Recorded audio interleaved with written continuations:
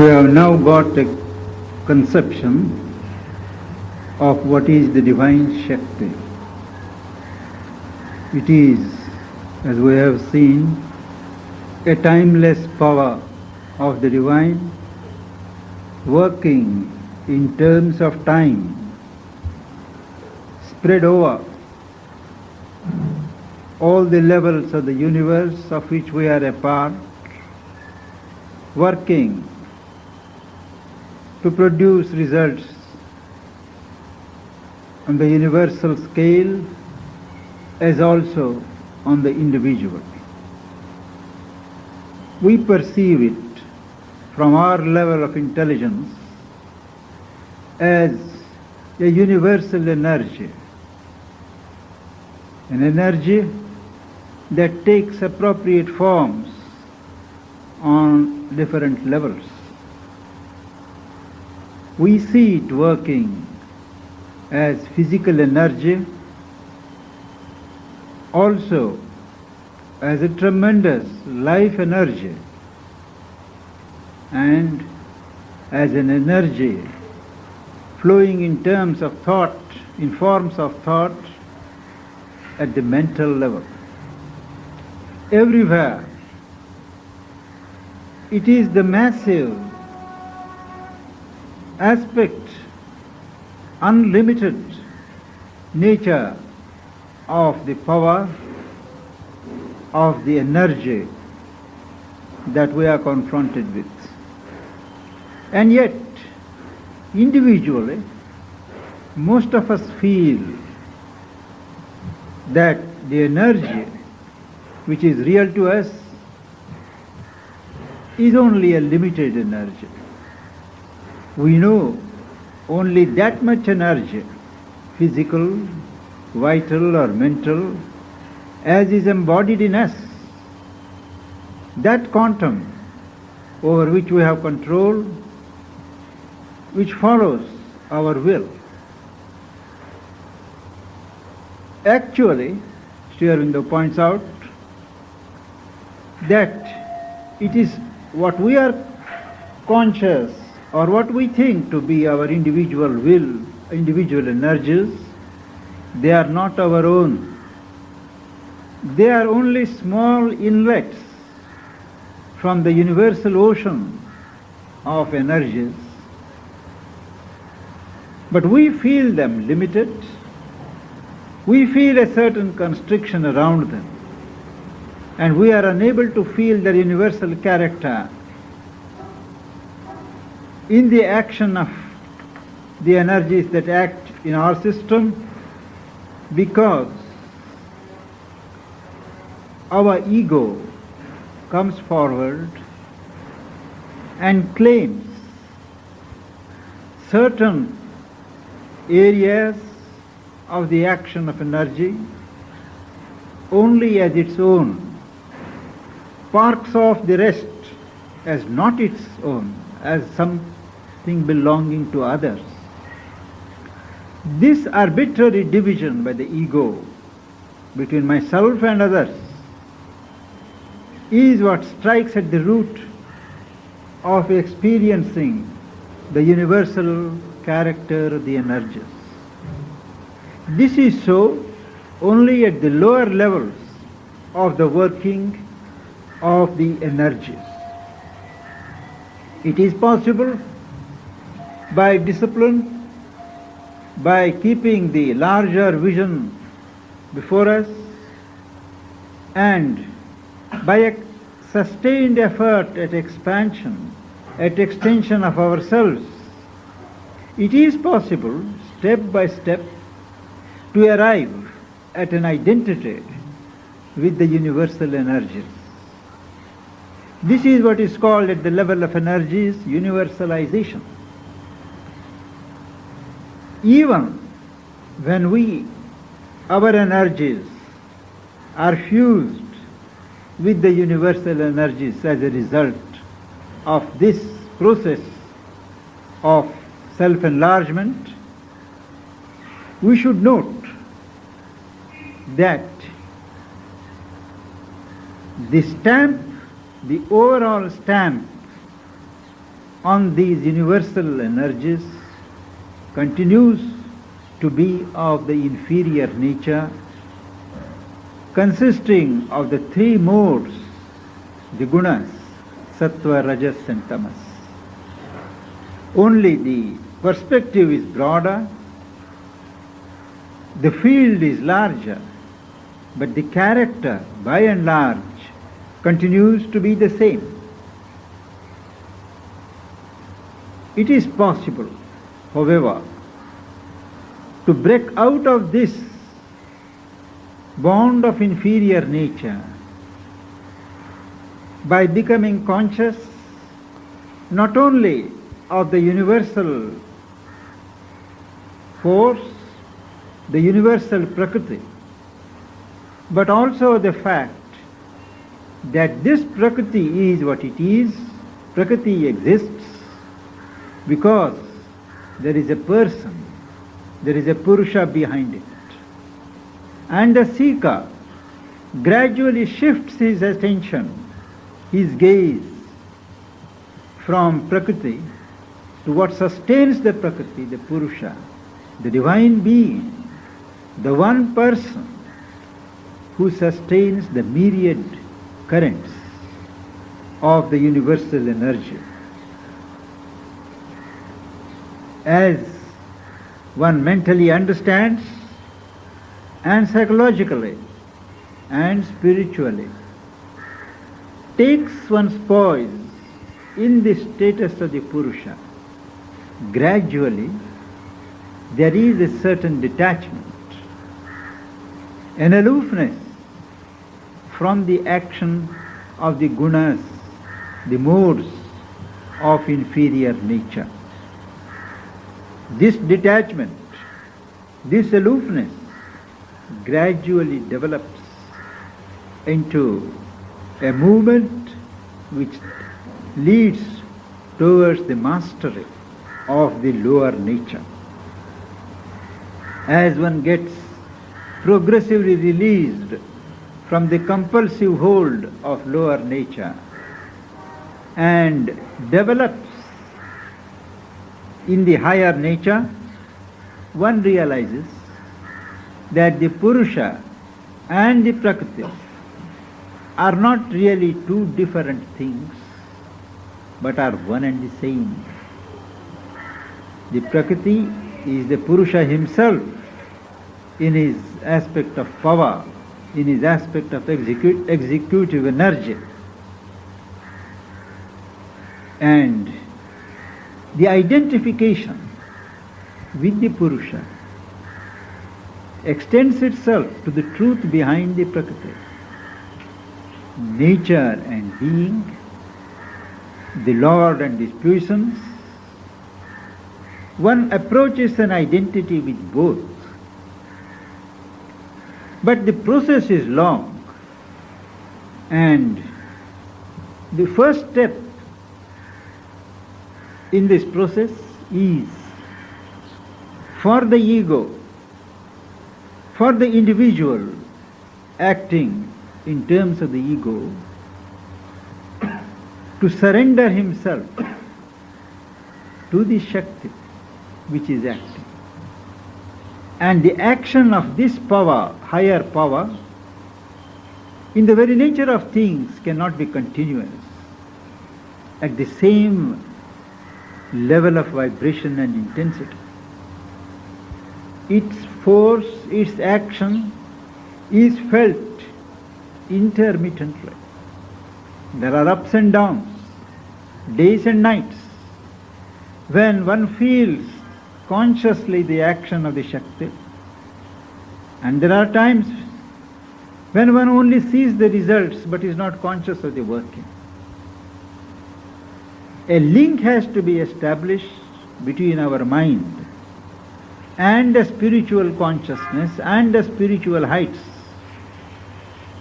as one develops spiritually, which enables this action to become gradually continuous without a decisive break at any time.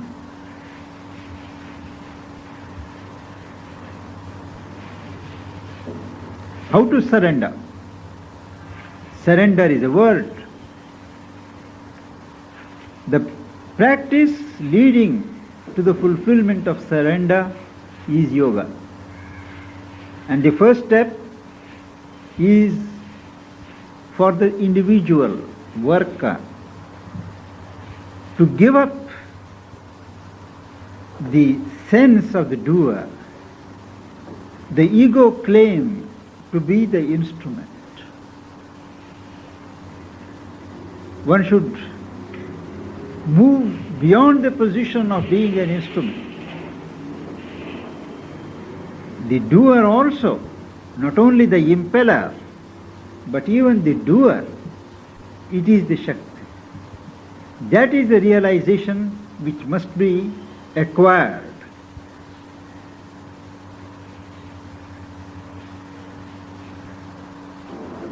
Once one loses this ego appropriation of the sense of doer, of being the instrument, one gradually opens to the workings of the higher power. Stationed in that working, one has to cultivate and practice in moment to moment what Sri Aurobindo calls the Gita ideal of samatha, equanimity, equality. If I am not the doer, if I don't have my eye on the fruit or the result, if it is something else that moves me, something else that works through me, I had better leave the results also to that power which moves and works. So whatever the result, there is not the longing for a particular result. There is not the straining towards the fruit. It is left to the Shakti, to the power, and there is a resultant, tranquil sense of equanimity, whatever the result.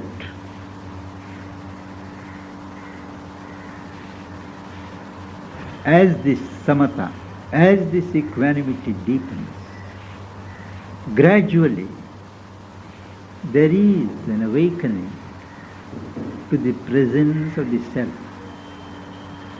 The self, not only at the individual level, but at the universal level. The self behind the universal Shakti, one opens. And the experience of becoming one for however short a time with this self is a total non-involvement, a total detachment. But the interest continues. One continues to witness. One continues to follow what is going on, but without any claim, without claim for the action going on or over the results that are to ensue. And this realization of unity with the self also is not the final step.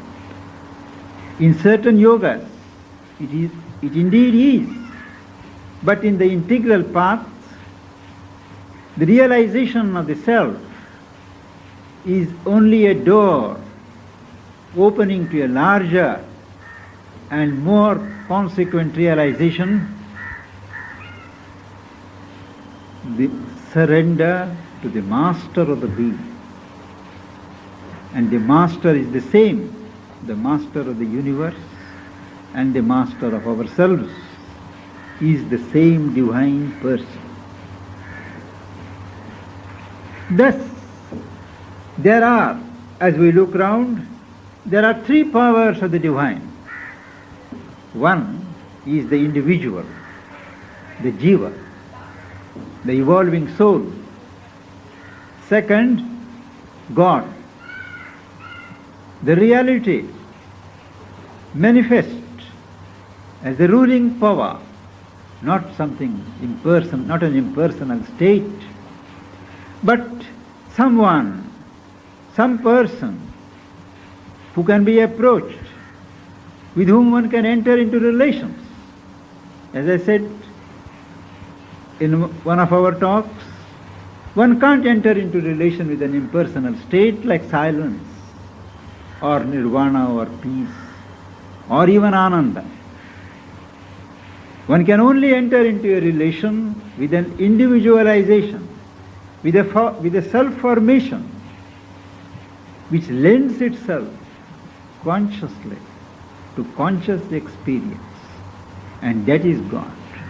The reality turned towards manifestation, taking a form which can, though it cannot be understood, which can be realized, which can be identified with, which lends itself for conscious relations. That is God. And the third term is nature. Nature is the universal power taking myriad forms, coursing through many movements, and linking in a way the individual, the jiva and the God. What is the relation of the jiva, the individual, to God and nature? The first relation one realizes is that one is a portion of God. What is called in the Gita an eternal portion of himself. He shares the eternity of the parent being. One is a portion, one is a parcel of the divine being. One also has a relation with nature. Not nature as we understood, the physical nature, but nature in all its grades, which as we have seen is a self-formulation of the divine being. The higher nature, the spiritual nature, of which the physical nature we are familiar with is only an outer mode. Of that nature, the individual realizes himself to be a product. He has been formed by this nature out of the being of God. So Sri Aurobindo quotes the two famous sentences, formulas. I am God, soham, he am I. And to express the relation with nature, the supreme nature has become the jiva. Para prakatir jiva bhuta. These are the two spiritual formulas which enshrine the experience that an individual realizes both with God and with nature. Then what stands between our knowledge that this is so and our experience in day-to-day life? We behave as if we are separate from others, we are separate from God, that we guard ourselves from nature. Nature is something different. That, as we said, it is due to the intervention of the claims of the ego. Ego compartmentalizes, ego fragments, ego cuts asunder what God has made one. Then why is ego allowed to do it? That is because it was a necessity in the process of natural evolution to give a certain fixity to the flux of the life movements, to centralize the vague movements of mental and life energies.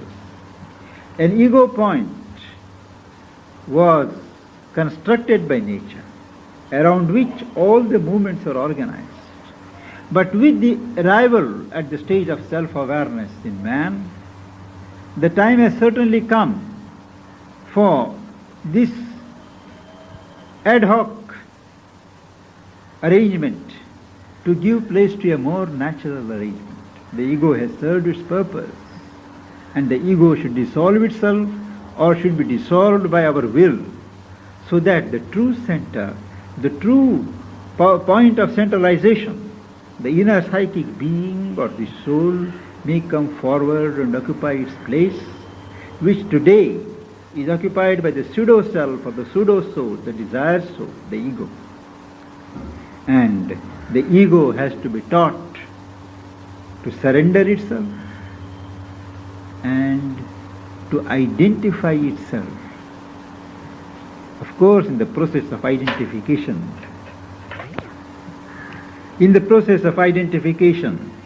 the ego tends to evaporate, and that is just as well.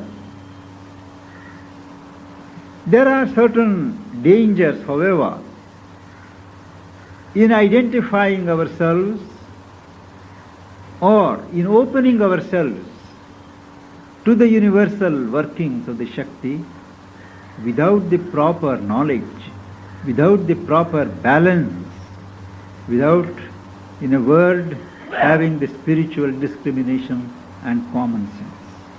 The first danger, and usually a very common danger, is the ego tends to exploit the Shakti. It wants the Shakti to flow in. It opens all the doors of the being for the inpouring and the action of the universal Shakti.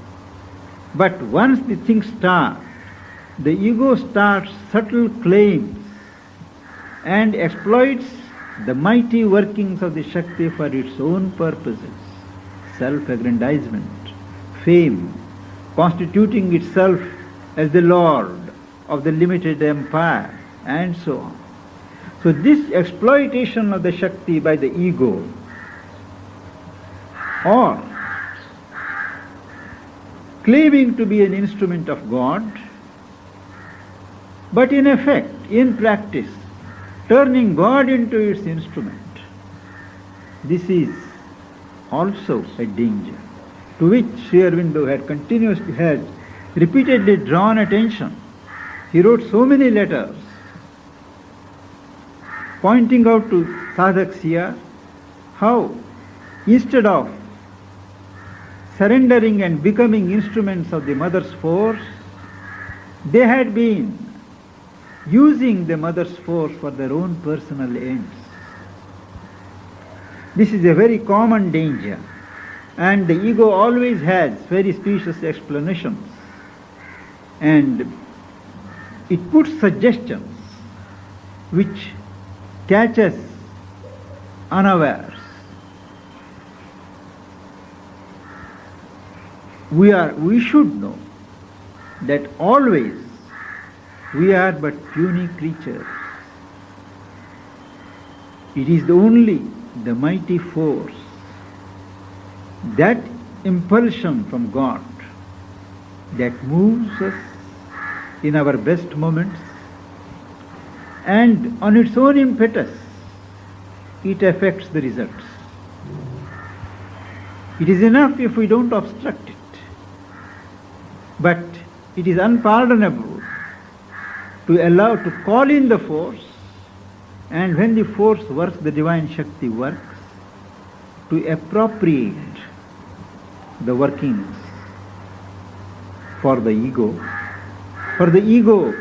to want the higher force to work in a particular way, according to its dictates, according to its lines of action, so that it could aggrandize its own interests. And there comes in the role of purification.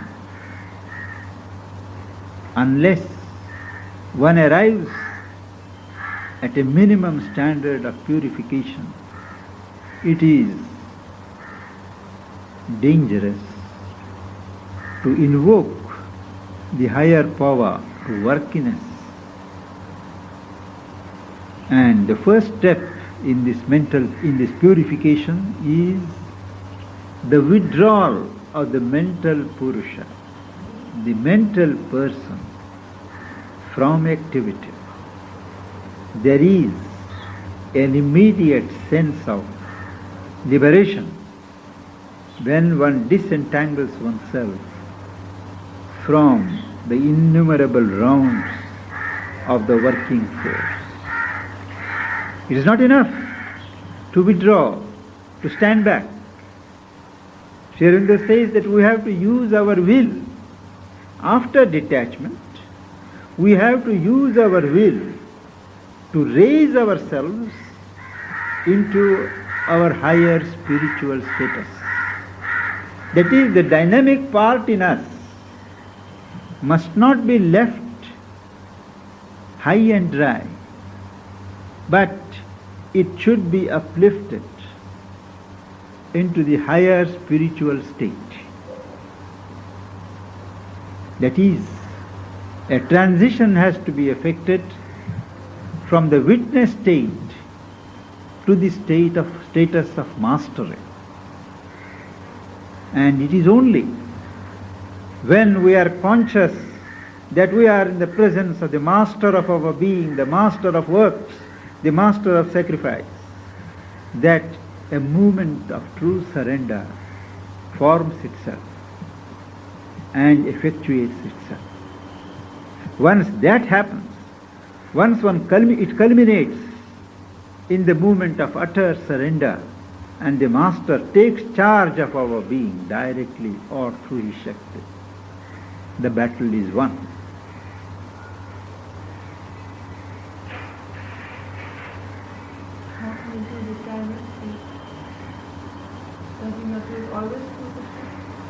Not necessarily. There is a union, there is an identification with the self, with the Lord. He may or may not move you into action. There is an identification with his Shakti, where mostly you are moved into activity. That is what he says next. There is an identity on the Purusha side of the divine. There is an identity on the nature side. It is given to the individual to choose which he would have first. If it is to the Purusha, the stress is more on the witness, on the transcendental aspect. If it is the nature side, naturally the higher nature side, it is in movement, it is in action. And it is in the scheme of the divine manifestation that both the Purusha and Prakriti, that is nature, they recognize each other, they fuse into each other, they confess themselves to each other in the individual. In the individual, the Jiva is the meeting place, so to say, of the Purusha and the Shakti. The first tendency of the mental Purusha, when he withdraws from action or keeps only action on the surface and takes his poise in a silence, is a certain passivity. But it is possible, instead of living in that passivity, one can impart a more kinetic nature to one's life. There is what Sri Aurobindo calls a kinetic yoga. And this kinetic yoga, an yoga that proceeds through action, from imperfect to less imperfect, and the beginnings of perfect, and then more and more perfect action. That is the kinetic yoga. It starts with subordinating oneself to the power. I am the doer, no doubt. Immediately I can't get that consciousness that I am not the doer. Mentally I may know, but the whole being and everything feels that I am the doer. Very well. One can start with the recognition that I am the subordinate doer. The Shakti, the higher power works. It works through me. But I do things. If I don't do, what can the Shakti do? That's the position taken up by those people who look from this angle. And it is easy for the mind, an enlightened mind or a seeking mind, to accept the position of being a subordinate doer.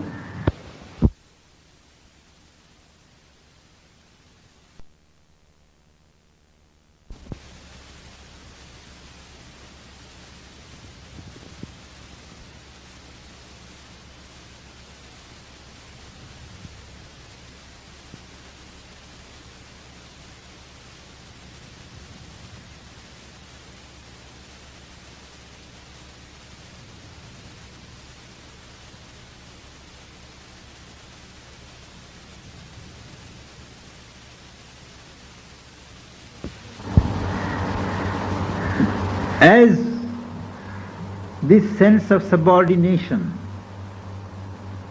deepens and one grows in the divine quality of humility, humbleness, one comes to recognize in time that one is only a servant. From the doer, the sense changes into being a servant of the Shakti. That too is a step, not the final step. Once this humility has come, of myself being a servant of God, servant of the Shakti, it is the next step is that all is done by the Shakti. It does not need me, even as a servant. I am just a point through which the universal Shakti individualizes itself and goes on to effect what it wants. So all is done by the Shakti.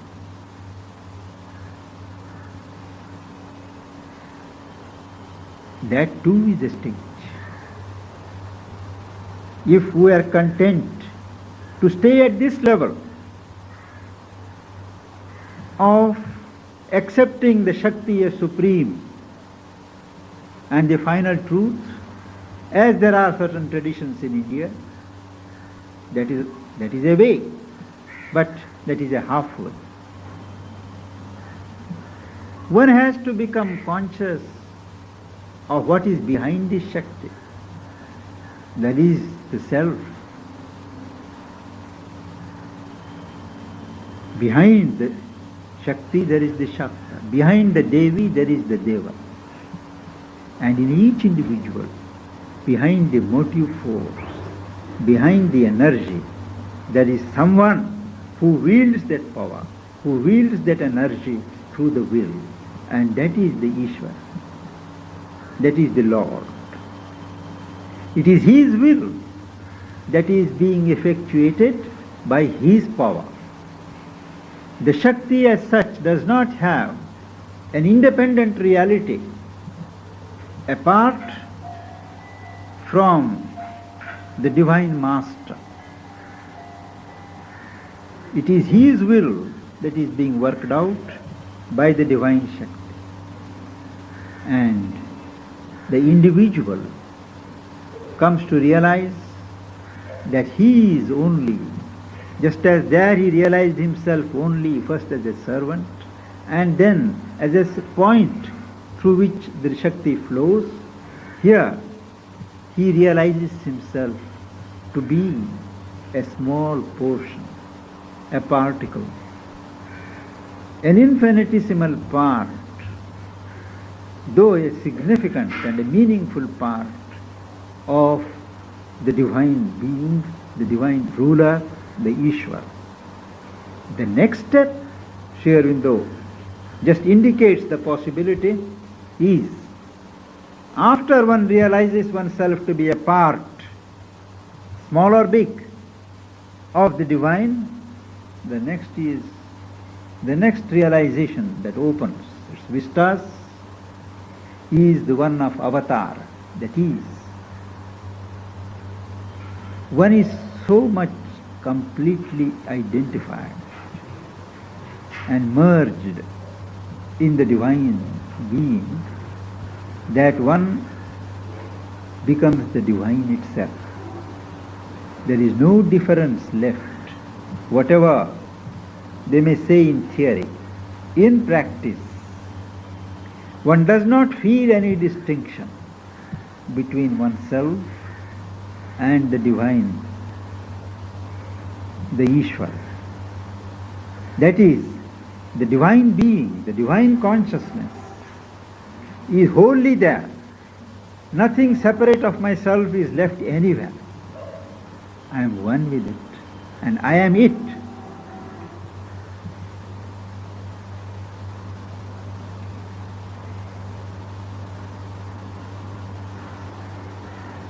What is the difference between avatar and vibhuti? Yes. A vibhuti is a phenomenon when a divine quality or a divine power acts through an individual. It is something superhuman, preeminently divine power, beyond the normal range of human faculties. For purposes of evolution, the divine puts out such emanations of its power, of its knowledge, of its various verities,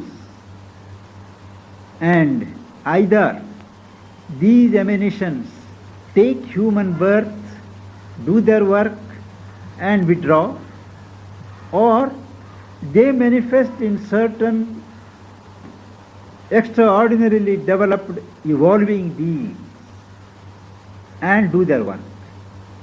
So a vibhuti is a case when a divine power, divine quality manifests on earth. There need not be a divine consciousness accompanying it. One may feel it is my own power. Napoleon always felt it is his own power. Shivaji did not go to that extent. But there are other vibhutis who always felt it was their great Shakespeare, for instance. These vibhutis, they are not conscious of the divine origin of the power they wield. But an avatar is not that. An avatar is a descent of the divine consciousness along with all the powers implicit in that consciousness on earth in a form, usually a human form, as Mother points out. And that form is conscious always, whether he expresses or not, that he is divine. The divine nature of the consciousness is always there. These avatars come once in a way at crucial junctures in the progress of human evolution. But vibhutis come comparatively frequently, take birth and effectuate the divine will in different spheres of activity, maybe in politics, maybe in literature, maybe in science, maybe in military field, and so on. Each field, all fields are proper fields for the divine work. And these radiations of the divine powers are called vibhutis. Sri Aurobindo points out in his elaborate discussion in the essays on the Gita on the subject that an avatar can be a vibhuti. An avatar need not have only a divine consciousness, but he may have certain powers in a striking manner. So to that extent, he has the vibhuti aspect also. But a vibhuti is never an avatar.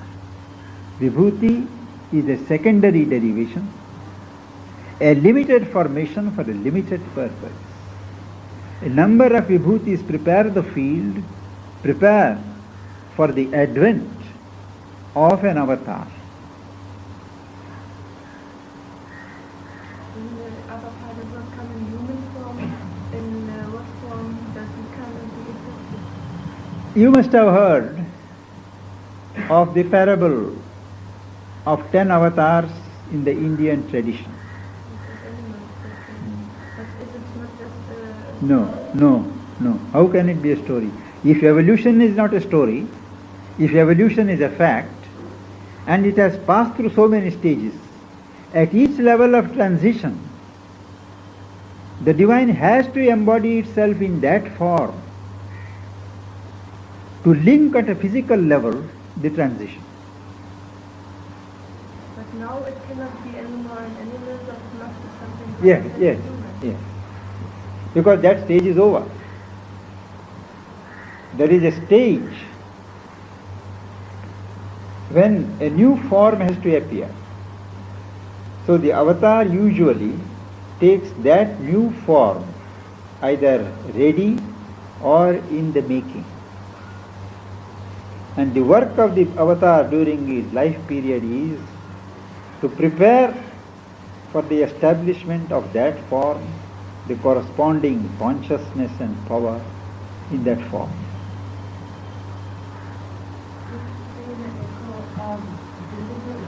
Healing powers that were used years ago.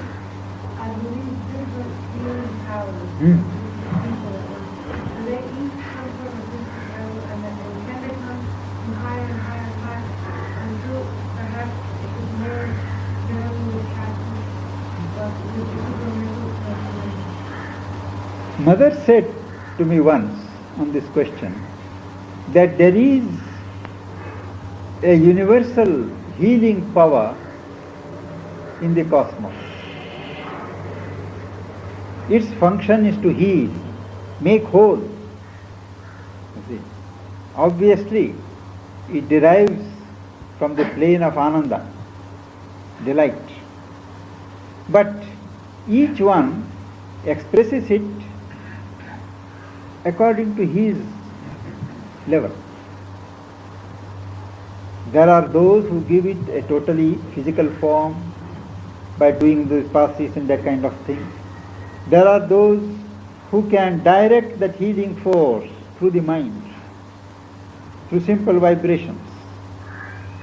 Naturally, the level at which you receive and put out that healing power of God makes a difference.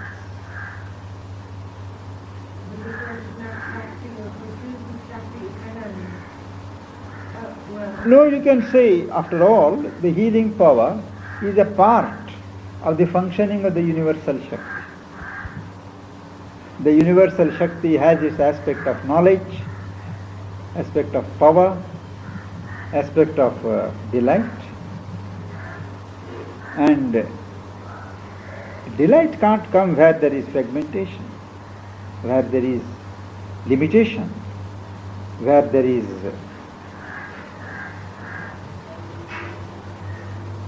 lacunae. So the role of delight, or what flows from the delight, is to make whole. You said that one has to choose whether the transcendental aspect or the dynamic aspect manifests first, that means afterwards both manifest. If we choose, if we are content to shut ourselves in one realization, we are allowed to do that. The soul is always given a freedom by the divine to choose its direction of evolution, to choose its goal also. And one has to choose only one, they cannot choose. Why not? Why not? One can choose first this and first that, next that. They cannot go simultaneously. They can go simultaneously, but one of them has to happen first, isn't it? It depends upon our line of evolution. Whether we are more Purusha oriented or nature oriented. Whether we are more active and dynamic by nature or tending to be, passive and silent. But each one can prepare the field for the other. Speaking about the personal aspect of God, is this something created by each individual himself, or is it a kind of common consent that one then realizes? No, it has been there long before man came on earth. It is an integral part of the divine manifestation. That is both, the divine is both a being and a state. Before the universe came into being, once the decision to manifest was taken, then both these things have come. The aspect of the Purusha and the aspect of the Shakti. There are many realizations of the divine, because they were part of the Total. Are there better terms for the lineages of gurus that each of them has from time immemorial carried a different Tradition. principle? Whether if you remember all these existing lineages that still come, I don't think it's yoga, but the lineages still exist. Yes, it exists. Because it is not simply a succession. In spiritual matters or in mystical things, when they speak of lineage, it does not mean that one man goes and another man comes and occupies the chair. It does not. When a tradition or a path or a yoga or a teaching starts, there is a divine impulsion. There is a divine consciousness fathering that movement. First it works through the person chosen. So the next person who occupies, he is not merely a person who has a spiritual realization on his own account, but he carries this charge of divine consciousness, which the first person carried. So that is why we see that even when the persons occupying that pitha or the throne or the seat are third-rate people, when they do something, it has a different effect. Among the other disciples, there may be more gifted people, more developed people, but they can't deliver the goods in the manner in which the person seated on the place, that incumbent can do. It is because of that thing, consciousness, charge of consciousness, which is transmitted from person to person. Of course, in course of time, things fall into disuse and that consciousness also dissipates. So afterwards things remain just figurates. But the truth behind the parampara or the lineage, the tradition is this. This comes to the theory that is so vogue about the fallibility or Yes. Same with the Pope also. See, once he occupies that seat, he is a different person. He must be feeling different. No, it is a fact, not a theory. But human mind exaggerates things. Provided you are completely one with that source, certainly the infallibility is there, if you are one. But we know, usually the Pope or whoever it is, even if he is sincere, he may be sharing that only in the most developed part of his being. Yes. When he functions from that level only, he can be as infallible as the source of inspiration.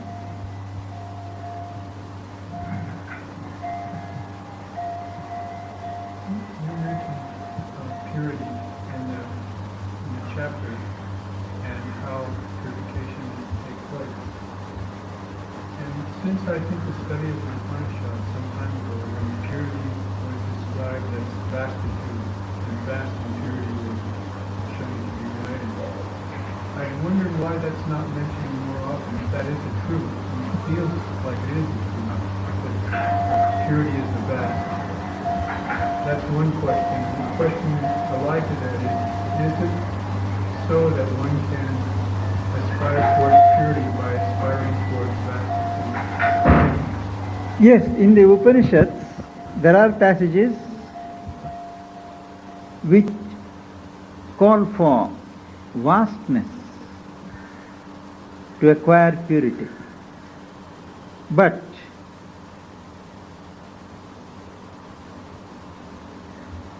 there are also other passages in other Upanishads which speak of purity in terms of heights of consciousness or depths of consciousness. The point is, there are certain movements which release you from the hold of impure nature. Now, nature being practically ubiquitous, we have to tackle the problem from different points. So, to extend oneself is a way of releasing yourself from the hold of ego, getting out of the taint of ego. But there is still the hold of inconscience, still the hold of nations, ignorance. So they have to exceed the lower nature. Then there is also the purity or the consciousness, the divinity that can be evoked from within. One goes not downward, but within. And from there brings out the psychic or the soul light or the soul power which dissipates the impurities. So for a seeker, all the three are necessary. To go deep, to go wide, to go high. Each one has its time and role.